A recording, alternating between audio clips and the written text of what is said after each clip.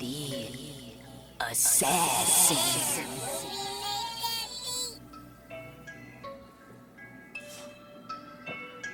You know I break necks, call me Jack Tate.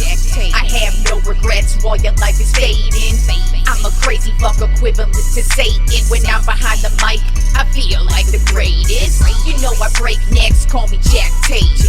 I have no regrets while your life is fading. I'm a crazy fuck equivalent to Satan. When I'm behind the mic, I feel like the greatest.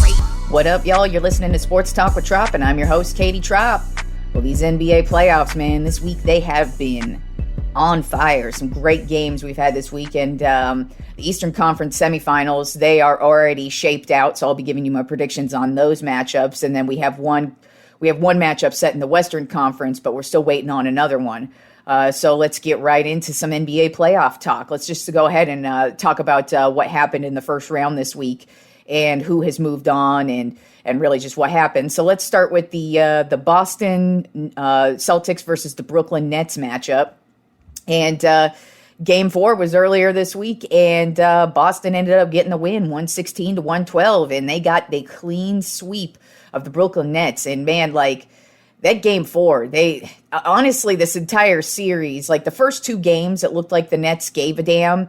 But then as the series wore on, you could just tell that Boston was just frustrating the hell out of KD. I mean, they really, that's probably the best I have ever seen Kevin Durant be defended at any point in his career during the playoffs. Like they just were killing him with double teams and defenders. And so basically they put everything else on the rest of the team, and nobody else was able to step it up. And like I said in the previous episode, you really got to give it up to Boston. They really won this series. They're a good team. They're definitely going to be a force going into this going into the conference semifinals and even further beyond. I wouldn't be shocked if this team ended up making the NBA Finals because they're that good. But Brooklyn is just a pathetic ass team. And it's really pathetic that they haven't been able to capitalize at all. You know, when they first formed, you would think that they would at least they would have been decent because, I mean, Kevin Durant is one of the best players in the league and has been for quite some time. And Kyrie Irving has been one of the best point guards in the league. Now, he does have some, personality issues where over the last couple of seasons, I myself question whether he even really gives a shit about basketball or his team or his teammates. So, I mean, I could tell that he's not as committed, but I mean, as far as the way he plays on the court, he is a good player. And he's won a championship as well. So it's like when you got two championship level players together, you would think that they actually would have been a lot better than they had been when they first started out. But basically, they've just been, a dumpster fire, basically. They haven't done shit, really. And now we'll see what happens with them going into next season. But the Brooklyn Nets have definitely been one of the biggest disappointments, I would say, in NBA history, just because, I mean, they had high expectations going in, and they really did not give Boston any. I mean, like I said, the first two games, it looked like they came to play. But as this series wore on, you could just tell that mentally the Nets were getting beat. And I didn't question Kevin Durant, like his win, the way he plays, or, I mean, like I said, this was the best defense that's ever been played on him during the playoffs. But everybody else around him, I mean, it's not only just Kyrie, but I mean, their bench is pretty old. They've had to battle through injuries all season long. So it's definitely going to be interesting to see where Brooklyn goes, especially going into next season. But their season is done, and they were the only team in the first round to get swept, which is even more pathetic because, I mean, hell, even, teams like the Raptors in Atlanta and hell, even the Pelicans, these are teams that you really didn't expect to even get one win. And a lot of them, especially like the Pelicans, they made it a series against Phoenix, against the number one seed in the Western Conference, hell, in the league. So, give it up to Boston. They killed it. We'll see where they go. But Brooklyn, what a fucking disappointment they were. All right, and then moving on to the Toronto Raptors versus the Philadelphia 76ers. matchup. In Game 5, Toronto actually had a really good game. They ended up getting the win 103-88. And you actually started to question, is this Joel Embiid injury really going to be a big deal? Because he did not, they had him. He was just having a horrible game. And you could tell just the injury was bothering him. But then in Game 6, Philadelphia bounced back, 132-97 win.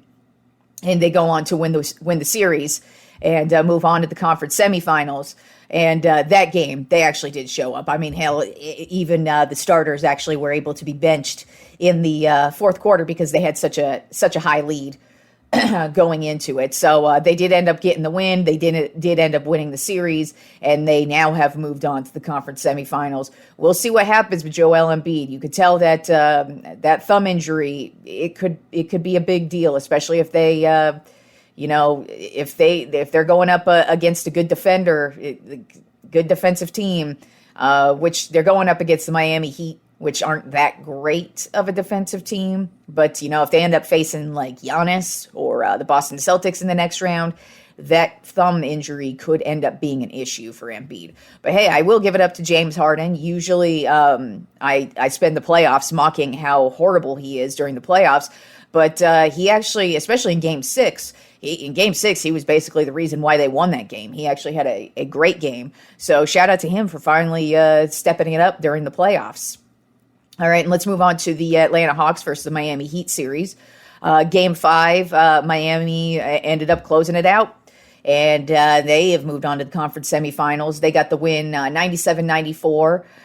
It looked like Atlanta was trying to make it a game, but overall they just didn't have it. I mean, all they really have in Atlanta is Trae Young. They definitely need to get him some other players because Trae Young is he's one of the top point guards in the league. So you don't want to waste that guy's career. And you could tell when playoff time rolls around, that's his time. So you really need to get him, I'd say, at least one more star player to play along with him.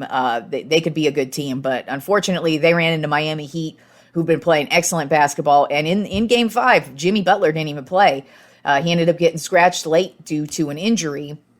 But Oladipo stepped it up. He finally had his breakout game, which was perfect timing. And Miami ended up getting the series win 4-1 in that one. And then last in the Eastern Conference first round was the Milwaukee Bucks versus the Chicago Bulls. And Game 5, Milwaukee won 116-100. It was absolute dominance from them from start to finish. Milwaukee moves on to the conference semifinals, and they won that series 4-1. And I mean, really, Giannis, this first round, he has just been on fire. So it's going to be very interesting to see what happens in this series against Boston. But I'll get to that here in a bit. But Giannis, he is on fire. It does suck that they ended up losing Chris Middleton. He was out for the last game against Chicago, but he's already been ruled out for the conference semifinals. So, and he's a big part of their team too. Like he's basically their second best player on the team. And, he was a huge reason why they won last year. So we'll see how that injury affects them in the next round. All right, moving on to the Western Conference first round. We had the Utah Jazz versus the Dallas Mavericks. Game 5, Dallas ended up trouncing Utah 102-77. And then in Game 6, it was a little bit closer, but Dallas ended up getting the win 98-96. And Dallas has moved on to the Western Conference semifinals. They ended up winning the series 4-2.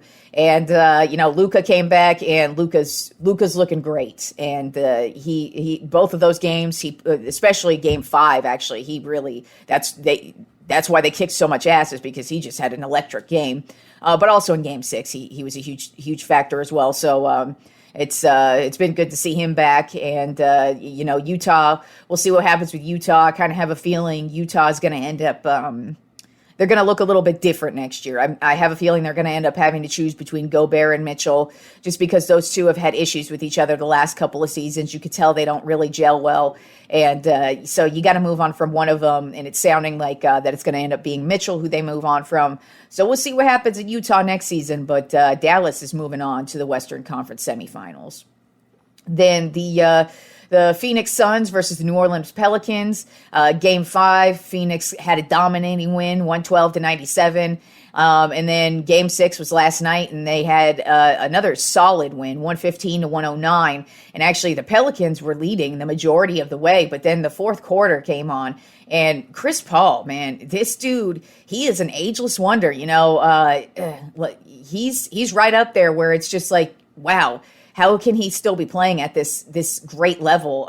Because Chris Paul, I've had respect for him since he was playing at Wake Forest, and everybody who he plays with. As a matter of fact, I've always been pissed off because he was supposed to be a Laker years ago. That botched trade where the league just stepped in and said, no, he can't go to the Lakers, and he ended up going to the Clippers and wasting away there.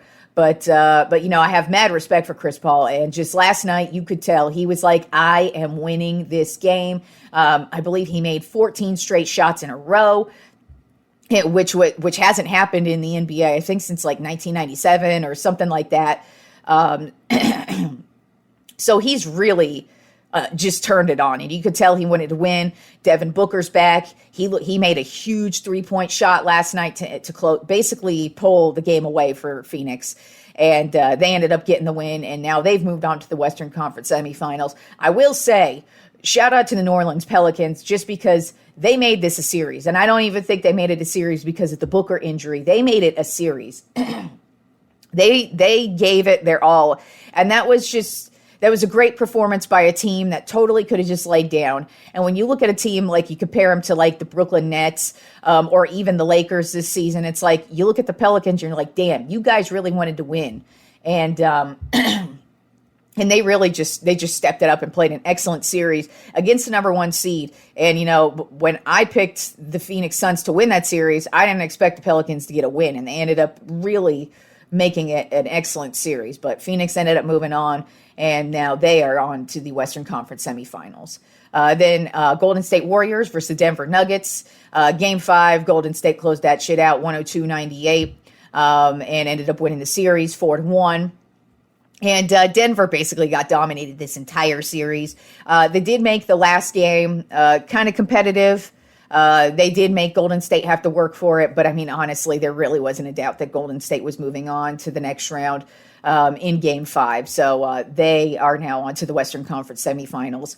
And then the last first round matchup in the Western Conference, first round, Minnesota Timberwolves versus the Memphis Grizzlies. In Game 5, Memphis got the win, 111-109. It was a great game. It was back and forth, especially at the end there. Ja made some great plays. Like, he had this great dunk, and then he had the game-winning layup to get the win. And they've got they're the only game left in the first round. They have Game 6 tonight.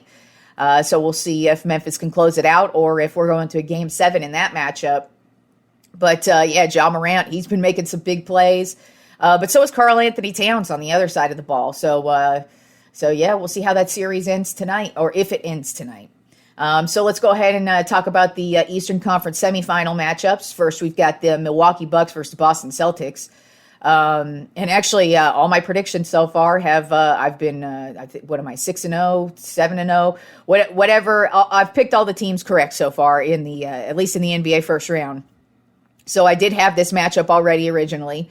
I'm going to go ahead and stick with Milwaukee, even though Boston's definitely going to be a force. And the Middleton injury, this comes, I think, at probably the worst time for the Bucks, just because the Celtics, they're a damn good defensive team, and they're probably going to key in on Giannis. And so it's pretty much going to be on him to win it all. Not that he can't do it.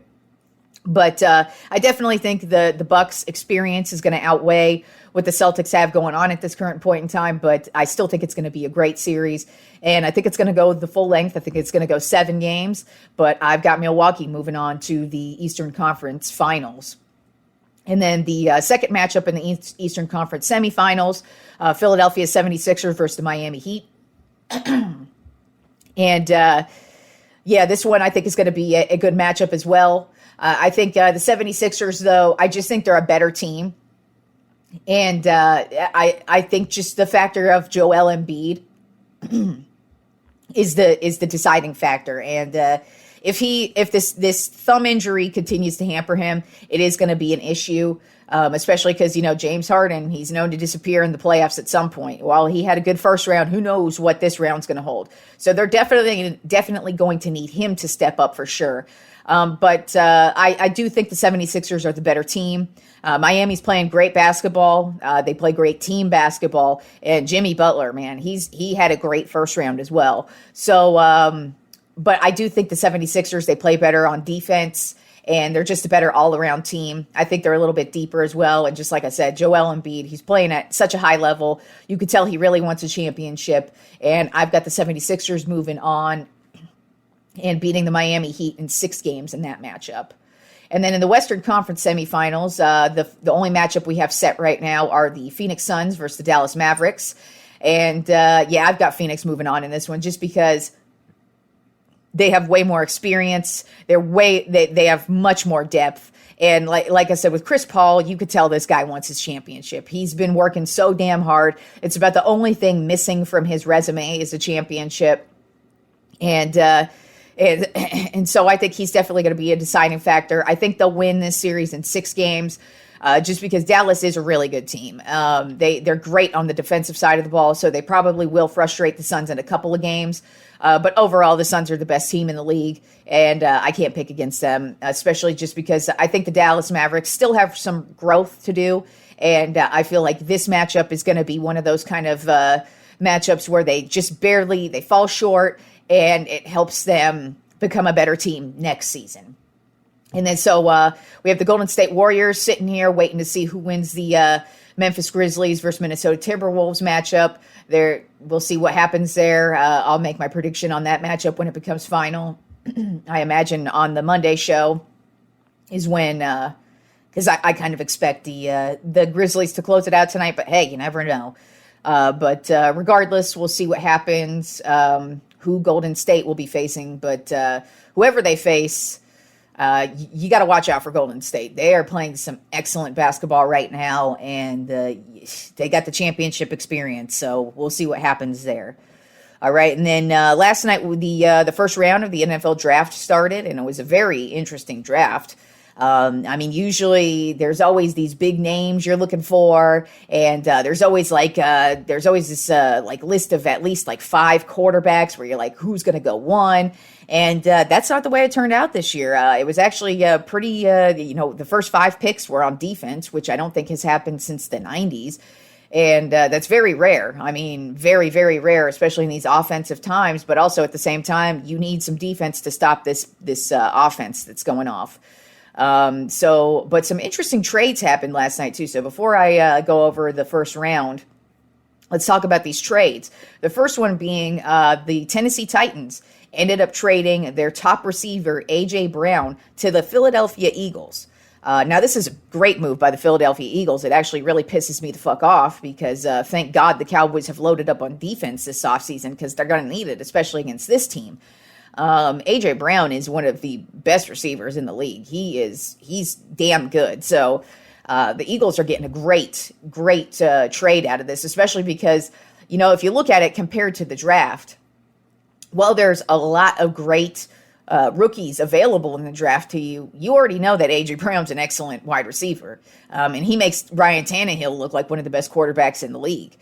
So they're getting a great receiver, and I'd much rather take my chances with him than with a rookie. So that was a great move by them. But you got to question what the hell's going on with the Titans. I mean, A.J. Brown, that is. Don't get me wrong, Derrick Henry. He's your offense, but at the same time, so is A.J. Brown. I think they were both very equal parts of why that offense was so good. So I think this is a huge downgrade for the Titans, and we'll see what they do. But I don't think whatever they do, I don't think it's going to be in comparison to losing A.J. Brown. So I think that was a bad move by the Titans. And then the other trade we had, which was very interesting to me, was the Baltimore Ravens traded Marquise Hollywood Brown to the Arizona Cardinals. Now, for the Cardinals, that's a great move because, Hollywood Brown, he's not, I wouldn't really call him a true number 1 receiver. He's kind of in between, where I feel like if, say, like A.J. Brown was another receiver on his same team, I think Hollywood Brown would complement them well.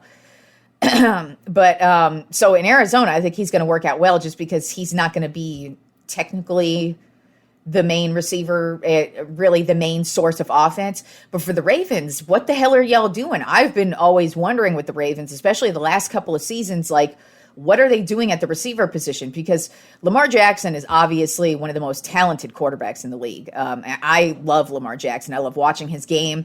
And he's just something different that the league hasn't seen in a long ass time. I'd say since Michael Vick. That's probably the best comparison to him, is that I think he's a much better passer than Michael Vick, a much better decision maker than Michael Vick on the field and off the field. And he's got that great instinct of when he should and shouldn't run.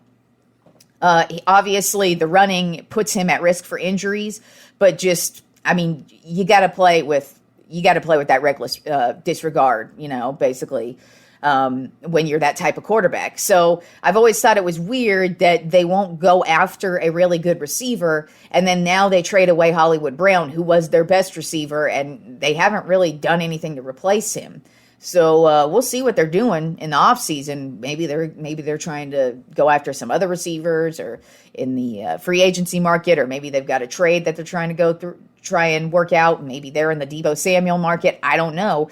But that was a very, very odd move by the Ravens, because they could use all the offense that they need. But we'll see what happens there. So I'll go ahead and just kind of do a rundown of all the first-round picks last night.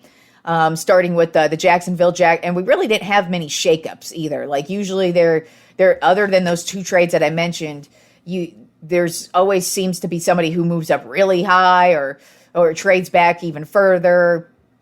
And there were a few trades, but they weren't like major trades last night. So starting off with the first pick by the Jacksonville Jaguars, they ended up going with the defensive end out of Georgia, Trayvon Walker. Then the Detroit Lions went with Aiden Hutchinson, the defensive end out of Michigan. Then the Houston Texans ended up going with Derek Stingley Jr., the cornerback out of LSU. The New York Jets ended up going with Sauce Gardner, the cornerback out of Cincinnati. And I think he's the best cornerback in the draft this year. One of the best defensive players as well. There was a couple guys on here that really stood out to me, and he was definitely one of them, along with Aiden Hutchinson as well. But I mean, he's going to Detroit, so it's kind of like, is his career gonna kind of dwindle away there, because it is the Lions, and you can't really count on the Lions. So he'll probably be successful up there. He's definitely going to be a hit, because he already went to Michigan, so that's just going to bring in a big fan base. But back to Sauce Gardner, he is an excellent player. We'll see what he could do for the Jets. The Jets have a lot of holes to fix. But I definitely was looking at Sauce Gardner as one of the best players in the draft this year.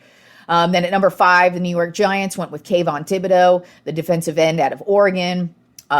Really hot guy, by the way. That was what I noticed most when I saw him on camera. I was like, oh, hey, what's up, Kayvon?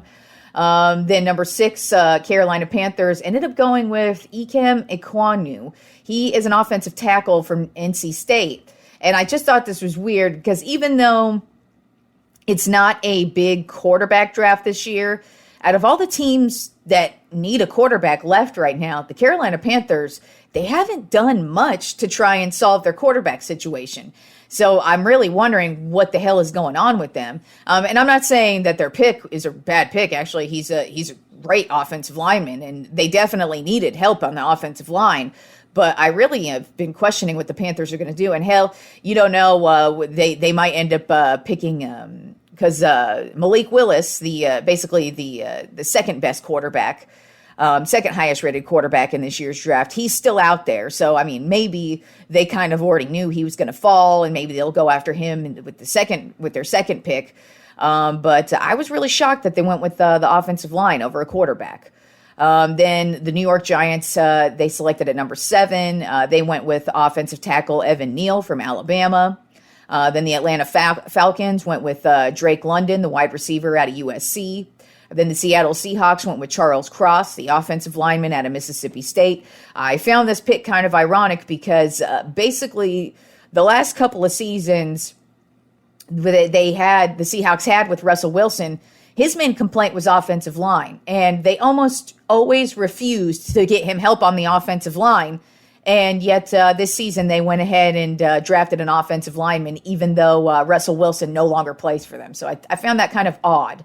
Then at number 10, the New York Jets went again. They went with Garrett Wilson, the wide receiver out of Ohio State. Then the New Orleans Saints went with Chris Olave, another wide receiver out of Ohio State.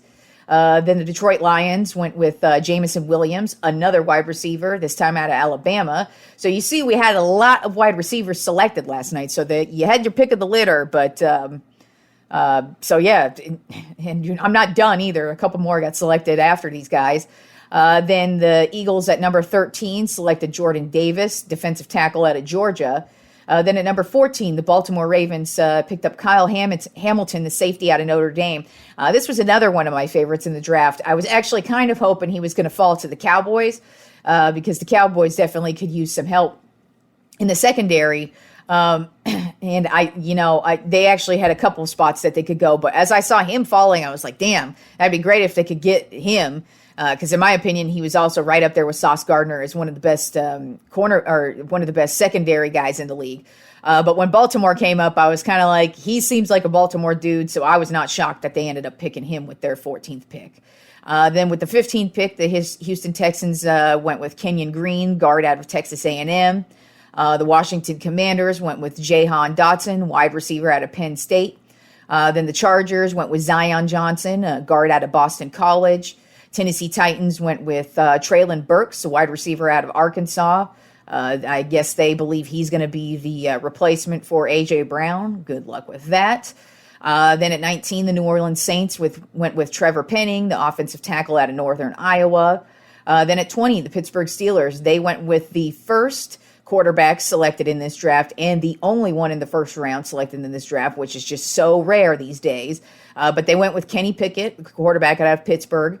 I'm not really shocked that they ended up going with him. It was basically between him and Malik Willis.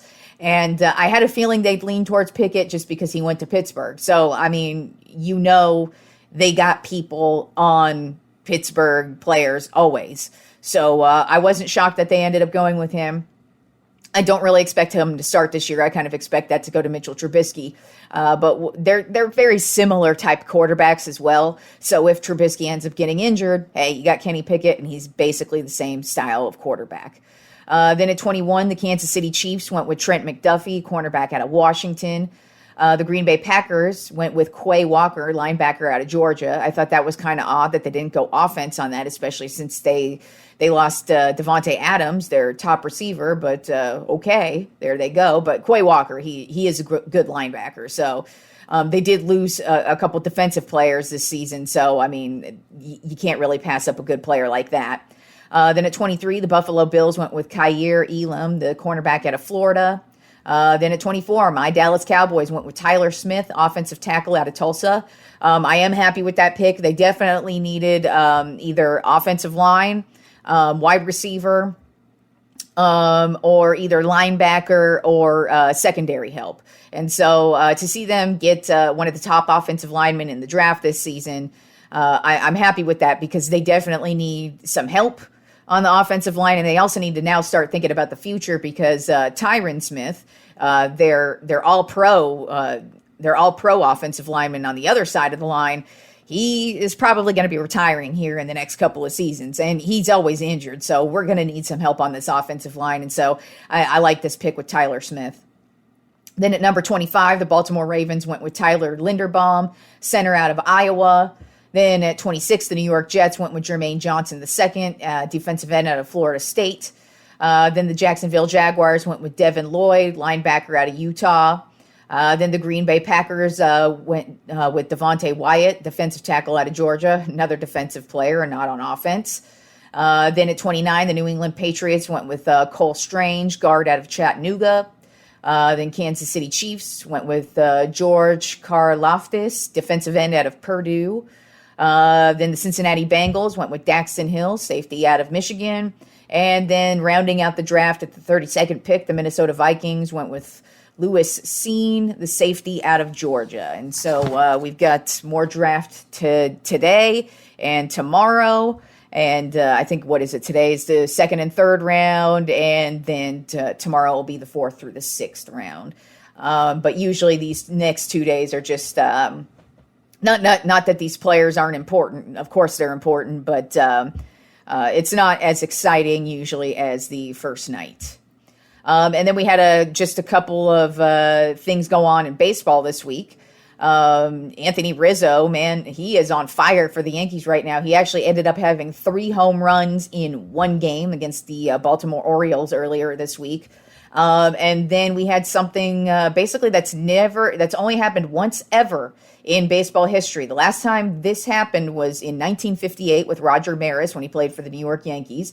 But Taylor Ward, outfielder for the Los Angeles Angels, and you know, who the hell's heard of Taylor Ward? I actually just happened to pick him up like the day before he did this on one of my fantasy baseball teams. Of course, I left him on my bench, though, because I'm like, who the fuck is Taylor Ward? I just knew he had really good stats. And I had one of my players go on the injured list, so I went ahead and picked this guy up. And looks like I'm probably going to end up hanging on to him for the rest of the season. And hell, he may end up being a keeper. Who the hell knows? But earlier this week, he went 3 for 4 with 4 RBIs, 1 home run, 1 triple, and 1 double. And that has never happened. That, like I said, that's only happened 2 times now in the history of Major League Baseball.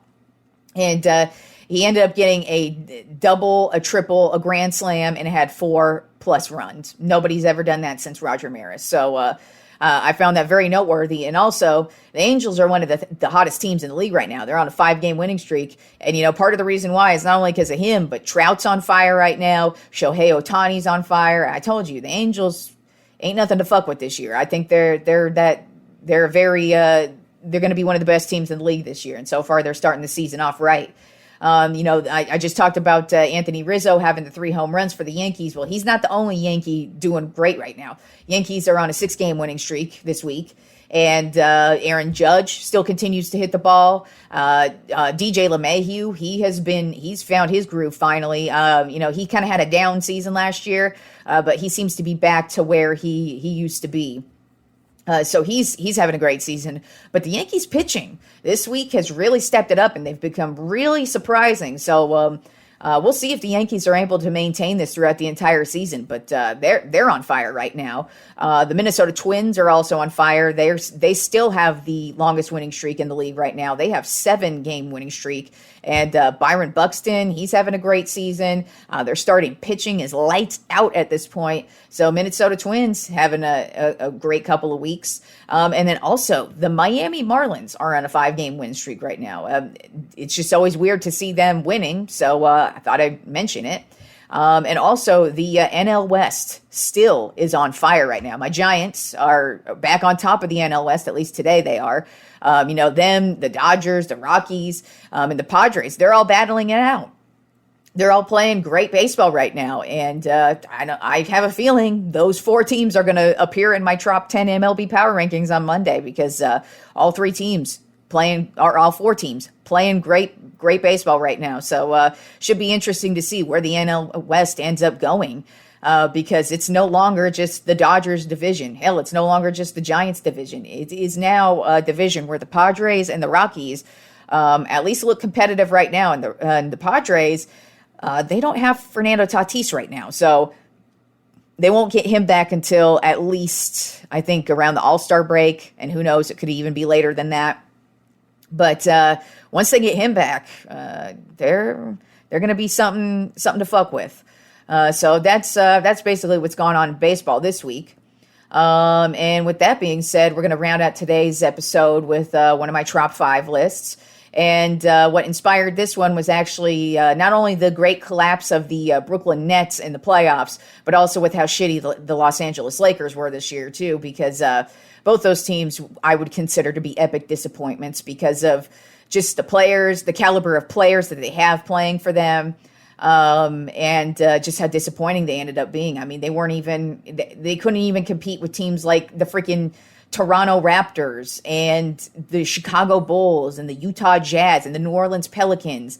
They should be up there with even at least those teams, and they would have probably got their asses kicked by those teams if you really think about it. So this week's Trop 5 list is the Trop 5 most disappointing NBA teams all time. And not only were these teams disappointing just because of what was going into their very first season, but then also the epic collapses they had the following seasons and how they never, ever became anything. So let's go ahead and start this off with number 5, the 2013-2014 New York Knicks. This was the season where they had Carmelo Anthony, Amare Stoudemire, Tyson Chandler, and J.R. Smith. Those were the highlighted players. Carmelo was making his New York return. Same with Stoudemire. He is coming off of a couple microfracture surgeries, which actually you could tell he was coming off of those microfracture surgeries as soon as the season began, because basically Amare Stoudemire's New York Knicks career is non-existent because he spent it most of the time injured. And then same with Carmelo Anthony. He never shined. He never had any big moments as a New York Knicks. And then... they were such a disappointment. And especially in this first season, they ended up finishing 8 games below 500 and finished 9th in the Eastern Conference and didn't even make the playoffs. So they were such a disappointment. Going into that season, they were favored as one of the best teams in the Eastern Conference, and they ended up being one of the worst teams in the Eastern Conference. And they actually never ended up being a legitimate team, and they ended up, eventually trading Carmelo Anthony away. Like I said, Amare Stoudemire, his career was mostly spent injured, and then it just collapsed and ended up going nowhere. All right, and then number 4 on my Trop 5 most disappointing NBA teams of all time, the 2006-2007 Dallas Mavericks. Now, this team actually was really damn good. I remember this team specifically just because I remember before the season began, because they were coming off of that loss to the Miami Heat in the finals the season before. And I just remember thinking this team was going to be really good. They were going to take that loss, and they were going to come back, and they were going to win the championship. And at first, it looked like that was going to happen. Dirk Nowitzki actually won the MVP this year. This team also had Josh Howard, one of their just great defenders, and then Jason Terry. Jason Terry was so much fun to watch. Even though he played for the Dallas Mavericks, I actually really enjoyed Jason Terry's career. When he played for this team, man, he was one of their perennial players right behind Dirk. But this team actually ended up getting the number 1 seed overall. But the problem is once they hit the first round, they ended up becoming the first team in NBA history, number 1 seed, to lose to a number 8 seed. They ended up losing to the Golden State Warriors. And no, this is not the Golden State Warriors you're thinking of today, with Steph Curry and Klay Thompson. No, this is the Golden State Warriors with Baron Davis and Steven Jackson. And don't get me wrong, I have great respect for both of those players, but that Golden State Warriors team was pretty much trash, especially compared to this Dallas Mavericks team. While the Mavericks would eventually go on to end up winning the NBA Finals, either the following season or a couple seasons later, regardless, they would end up winning the NBA Finals a few seasons later. I just thought this was one of the biggest collapses I've ever seen, just because of how good this Mavericks team was. I mean, they dominated the regular season, and Dirk Nowitzki, he had one of his best seasons ever. I mean, obviously he won the MVP, but I just remember it because Dirk was another guy too that I enjoyed his career, just because he had a completely different style of game, and he just was a great player to watch. So they were number 4 on my list. Number 3 on my Trop 5 most disappointing NBA teams of all time, the 2017-2018 Oklahoma City Thunder. This Thunder team had Russell Westbrook. He was coming off of his MVP season. Paul George was just traded to this team in the offseason. Carmelo Anthony was just traded to this team in the offseason. And then you had Steven Adams, too. He wasn't really known at the time, but this is when he made his name, was in this season. But and this team, the reason why they're on here is because going into this season, all we heard about has how great this team was going to be. Well, basically, they were a dumpster fire. They barely made the playoffs, and they ended up losing to the Jazz in the first round. And basically, what this entire season was, especially come playoff time, was Russell Westbrook being a ball hog, and that's just his game. I have respect for Westbrook's game, but he can't play team basketball. He doesn't know how to play team basketball, and that's been obvious since the start of his career, at least in the NBA. And that was especially in the first round against the Jazz. He was just throwing up shots, just to throw up shots, and there's even certain shots of this game where you can see Carmelo rolling his eyes like, dude, pass me the ball. And same with Paul George. Paul George is one of the best shooters in the league. Pass him the ball. And Westbrook wouldn't pass anybody the ball. And basically this team fell apart because of Westbrook's selfishness. And eventually all of these players would end up to go on somewhere else. Westbrook, he's gone on to go to the Washington Wizards and then now the Lakers. So that just goes to show you how when teams are moving on from you that quick, you're not that good of a player. You're a good player, but nobody wants that headache. And then Paul George has moved on to the Clippers. And Carmelo, he's moved on to the Lakers. And Steven Adams has moved on to the Grizzlies. And this team never ended up being a good team. They never ended up gelling together. And it just ended up being a big dumpster fire.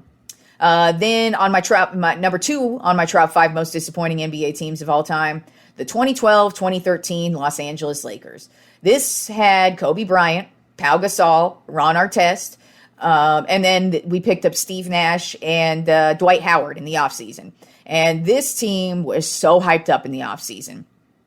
And I remember, because I had mad respect for Steve Nash, and I loved that we got Steve Nash. And this was also around the same time when we got screwed over out of the Chris Paul trade. I think that's what we were trying to do with Steve Nash. We were trying to hope that Steve Nash was going to replace not getting CP3. And so we end up getting Nash, but this is old Nash. And basically Steve Nash spent his entire Laker career on the fucking bench because he was injured. And then Dwight Howard famously never got along with Kobe because Kobe Bryant is one of the hardest working basketball players of all time.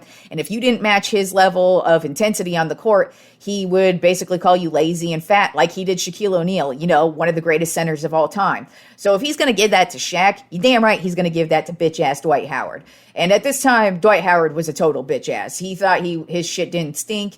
And he was not a Laker. As a matter of fact, I used to diss him all the time. I've even dissed him in music because of how shitty he was during the Lakers at this point in time. Now, I will say, when he came back his second time around and we won a championship with him in 2020, I will say I'm glad he grew as a person. But he could not handle Kobe Bryant, and basically Kobe made him cry. I don't know if he really made him cry, but I'm sure he made him cry. And that was basically the problem is that Dwight Howard never matched that type of intensity. He was never able to live up to the expectations of coming to LA. And then also this same season, the first season, this entire year was on Kobe. And you knew that because I think it was 10 games before the playoffs started. And we needed the wins. Kobe tore his Achilles in one of the games. And one of the reasons why he tore his Achilles is because he had the highest amount of, he was averaging the highest amount of minutes in the league per game. So that means he was playing more than everybody. And this is the tail end of Kobe's career too. So while Kobe is one of the greatest of all time, this is what happens when you put everything on one player. And he ended up tearing his Achilles. And since Kobe is one of the greatest of all time, when he tore his Achilles, he went up to the free throw line, made the free throws, and then walked off the court and took care of that torn Achilles. But they did end up making the playoffs, but they were swept by the Spurs in the first round. And this team never ended up going anywhere. And it was just it was a sad way to end Kobe's career.